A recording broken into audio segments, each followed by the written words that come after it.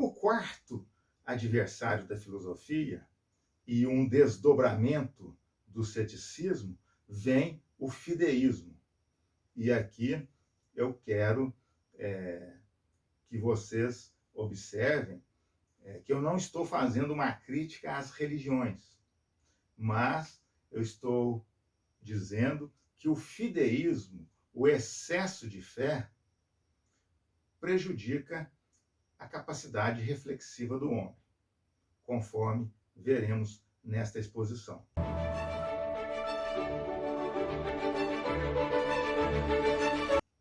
Então, o fideísmo, ou o excesso de fé, né, assim como os sofistas tinham um ideal. Qual era o ideal dos sofistas? A participação na vida política e, consequentemente, o poder. No plano das religiões, qual é o propósito ou o ideal ético ou moral da religião? A salvação da alma. Então, se um filósofo perguntasse a alguma autoridade religiosa: eu posso estudar filosofia? A autoridade religiosa diria: pode. Eu posso refletir? Pode. Mas somente a reflexão que leva à fé e à salvação. Outros temas você não pode colocar em questões. Então a filosofia começou a ser cerceada, a ser limitada por esse fideísmo. Vejam que esse termo termina com o sufixo ismo. A filosofia sempre buscou, desde Tales de Mileto até Sócrates, Platão e Aristóteles, a autonomia da reflexão. O que é a autonomia? Auto, si própria, nomos, norma. A norma da reflexão que a própria reflexão se dá. Ou seja, o pensamento que pensa o próprio pensamento. Isso também é um dos conceitos da filosofia.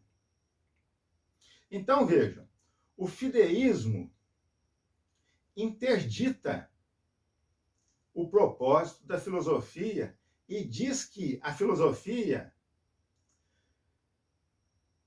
não pode buscar a sua autonomia, que a filosofia tem que ser heterônoma. O que é hétero? É o outro diferente de mim. Então, o hétero diferente da filosofia era o excesso de fé, o fideísmo. Desse modo, a heteronomia, o hétero é o excesso de fé, a filosofia teria que seguir o nomos, a norma do excesso de fé. Desse modo, então, a reflexão filosófica ficaria e fica, dependendo do contexto no qual se pretende filosofar, totalmente prejudicado. Vejam só, volto a dizer, não estou criticando as religiões. Estou colocando aqui em debate, em discussão, o excesso de fé sobre a problemática filosófica. A filosofia sempre encontrou em sua história aqui no Ocidente estruturas que negaram a legitimidade da compreensão. A filosofia é reflexiva. O ceticismo nega esse potencial humano. A filosofia é reflexiva, é busca de compreensão acerca da realidade. O fideísmo nega, interdita essa potência humana.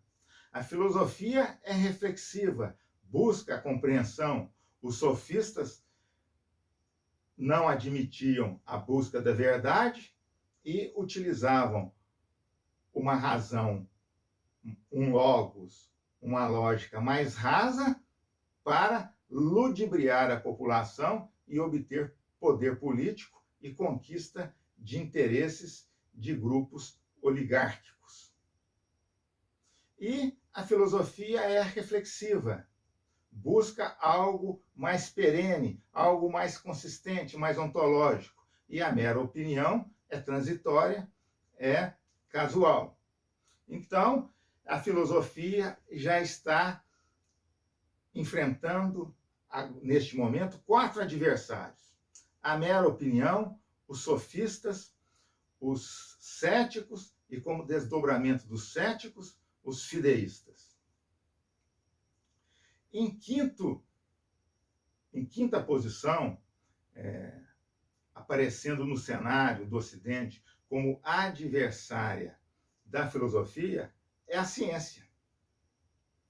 E é um fato interessante. Por quê? Porque as ciências da natureza, as ciências exatas, a ciência da engenharia mecânica, elas possuem como método o método empírico formal. Empírico, do grego, empiria, é experiência, é a observação. E o formal é a matemática.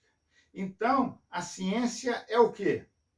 É um conjunto de conhecimento sistematicamente ordenado, metodicamente levado avante, que necessariamente é preciso experimentar, observar, verificar e comprovar pela matemática. A filosofia trabalha com conceitos como a justiça. É possível mensurar, medir o quanto, a quantidade de justiça? É possível mensurar o quanto, a quantidade de ética? É possível mensurar, medir a quantidade de liberdade disposta na ação do ser humano? Não. Então, o cientificismo tenta tolher a reflexão filosófica, porque o cientificismo positivista, inaugurado pelo pai da sociologia, Augusto Comte, não admite a reflexão. Admitem somente aquilo que é constatado, palpável pelos 5 sentidos do corpo humano e provado pela matemática. Desse modo, então, há uma altercação intelectual entre o cientificismo positivista, positivismo esse que foi um pensamento filosófico criado por Augusto Comte, nascido na França em 1798 e morto em 1857, considerado um dos pais da sociologia. Então, nós já estamos recolhendo aqui um 5º adversário da filosofia, a saber, o cientificismo positivista com o método empírico formal, que não consegue conviver no mesmo espaço da reflexão e da liberdade humana, e por que não dizer até mesmo do próprio livre-arbítrio ou da própria livre-arbitrariedade. A 6ª adversária da filosofia são os ismos, as ideologias. É bom que se diga de início que ideologia não é ciência. Ideologia é um conjunto de ideias colocadas por alguma autoridade. Então, aqui é o momento de se fazer a separação, o crinem, a crítica, o discernimento entre filosofia e ideologia. Muitos autores gastam, às vezes, até 2, 3 capítulos de um livro para diferenciar a filosofia da ideologia. Eu vou procurar mostrar para vocês, em simples palavras, qual é o propósito da filosofia e qual é o propósito da ideologia. A filosofia é a autoridade da razão humana. ou seja, ela é pública, está na nossa penúltima aula como característica da filosofia. A filosofia ela é pública, ela é de todos, ela não é de um grupo privado, né? Como dizia Aristóteles, zoon, logikon, politikon, animal, racional, político. E que o homem também possui, por natureza, um desejo de conhecer. Então, vejam que a filosofia pode ser traduzida dentro dessa sexta adversária como sendo a autoridade da razão humana. As ideologias não são e nem querem ser a autoridade da razão humana, mas as ideologias são o quê? A razão do autoritário, a razão da autoridade. São os ismos, o fideísmo, o socialismo, o comunismo, o capitalismo. Então, essas questões que têm essa terminologia ismo, o fascismo, o partidarismo, isso são questões que levam o ser humano ao fanatismo. E o ser humano, quando é dirigido ao fanatismo, ele perde a sua capacidade reflexiva. Então vejam que conceito interessante que os gregos vão criar nessa disputa entre filosofia e ideologia. Os gregos, com o tempo, retiraram a ideologia ou as ideologias, a razão das autoridades, da praça pública ou do espaço público, que era designado, chamada de ágora. Então, quem que ficava no centro do espaço público? Ou da praça pública? Porque a praça, o espaço, é público, é de todos e não é de ninguém determinado. É do povo. Castro Alves, o grande poeta condoreiro, o condor, a ave que voa mais alto, dizia: a praça é do povo, assim como as estrelas pertencem ao céu. Então o grego vai retirar do centro da ágora, do centro do espaço público, os ismos, as ideologias. Vai retirar a autoridade do basileu, do rei. O grego vai tirar do centro do espaço público a autoridade do xamã, do sacerdote. O grego vai retirar do centro do espaço público o oráculo. Tiresias, por exemplo, que é muito mencionado em Antígona de Sófocles. E quem que o grego vai colocar no lugar? Porque se você retira algo, critica algo, você tem que colocar algo no lugar daquilo que você retirou, evidentemente. Então, o grego vai colocar no lugar da razão da autoridade rei ou basileu, vai colocar no lugar da autoridade xamã ou sacerdote, vai colocar no lugar da razão da autoridade Tiresias, oráculo, o quê? A autoridade da razão humana, a filosofia, o logos, a logia, o pensamento que pensa o próprio pensamento. A filosofia, ela possui um caráter interessante. Ela coloca ela mesma em questionamento. Por quê? Porque a verdadeira liberdade humana mora no pensamento. O homem é livre verdadeiramente no pensamento. Por quê? Porque se o homem depender de qualquer coisa que é exterior ao seu pensamento, ele já passou a ser refém desse algo. Se alguém precisa de algo exterior a ele para sobreviver, para ser feliz, etc., então ele já é refém desse algo. Então, a liberdade de expressão, inclusive, ela é contemplada aqui no Brasil, no artigo 1º da Constituição, no inciso 5º, com o nome de pluralismo político ou liberdade de expressão. Não pluripartidarismo, que é a quantidade de partidos políticos que se encontra no artigo 17 da nossa Constituição. O pluralismo político é um dos pilares do pretendido Estado democrático de direito aqui no Brasil.